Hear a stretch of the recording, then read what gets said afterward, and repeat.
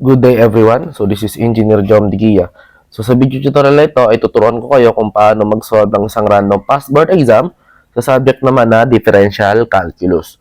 So the problem is, the only point of inflection on the curve representing the equation y is equals to x cubed plus x squared minus 3 is at x equals, so yun yung tinatanong, yung value ng x.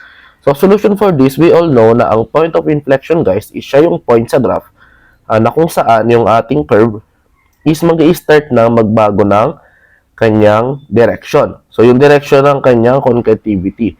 So, yung concavity kung saan siya nakabuka. Halimbawa, ito sa graph na meron tayo is yung curve natin is nakabuka siya pababa. So, downward yung pagkakabuka niya. And then, pagdating sa point na to, no, so mag-i-start na ngayon na magpalit ng direction ng kung saan siya nakaharap or nakabuka. Yun yung concavity niya. So, dito sa point na to, andito yung tinatawag nating inflection point. So, inflection point.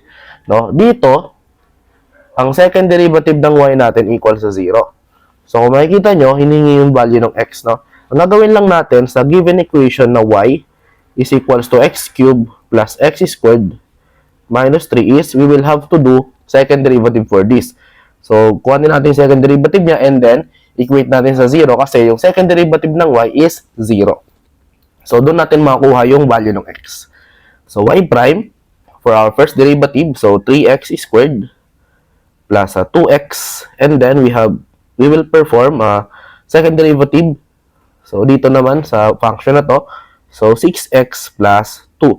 So, since sa inflection point, ang y double prime or the second derivative of y is 0, so therefore, 0 is equals to 6x plus 2.